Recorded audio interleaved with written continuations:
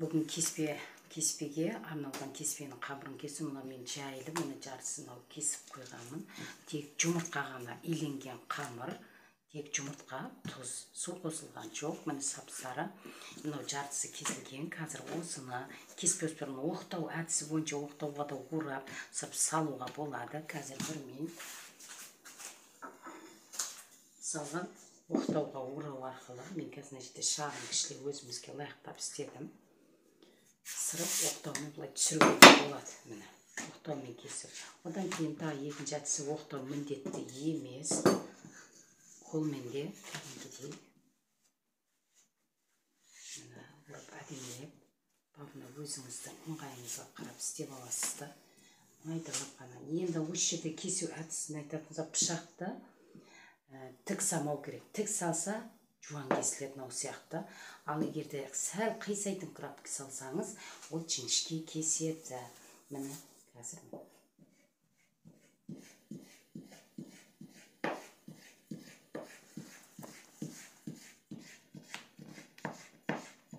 осылай өзіміздің әдемі кеспе сорпамызды көп қайнамайды. Аз ғана уақыт қайнатып, бір бұрқ еткізіп көбігін алып, екінші тағы да бір көбігін алып, содан кейін ұшы кеспе сорпамыз дайын болады. Кеспенің әрине сорпасы алдын ала дайындалып қойған. Мінекей көрдіңіздер, осылай шығады. Алдын ала дайындалып қойды. Оған әрине бүгін мен кеспемде тауық етінен сорпасынан жасап жатырмын. Бульон іспеттес. Ет, қазыдан істей берсе де болады. Әрине әркім қалаулы. Бүгінгі біздікі жеңіл түрде болмақшы.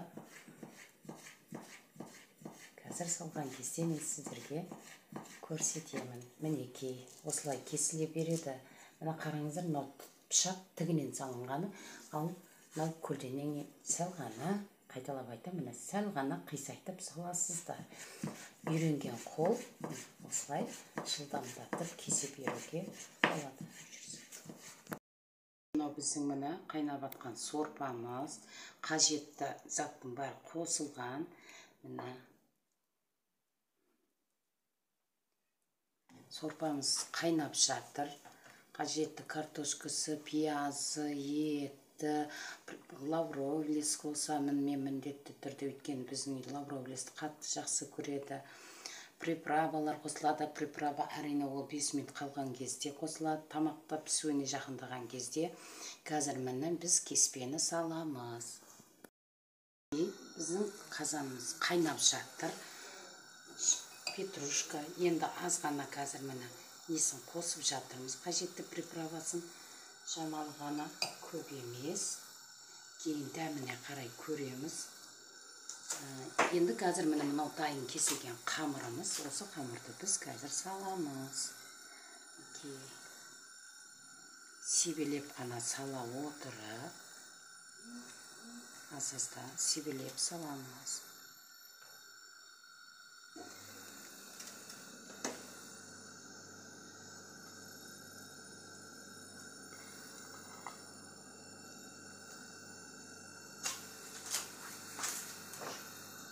Ужамызды міндетті түрде бір қозғап аламыз.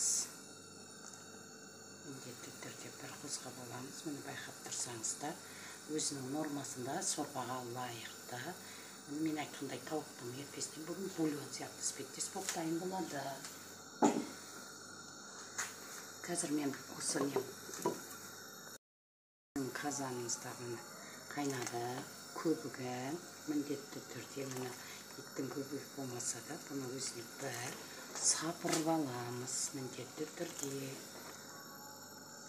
Сапыра отырып дәмін көресіз. Бұның дәмі әдемі. Біз көрдік, бәрі өзіне лайықты. Мені қайнап жатыр.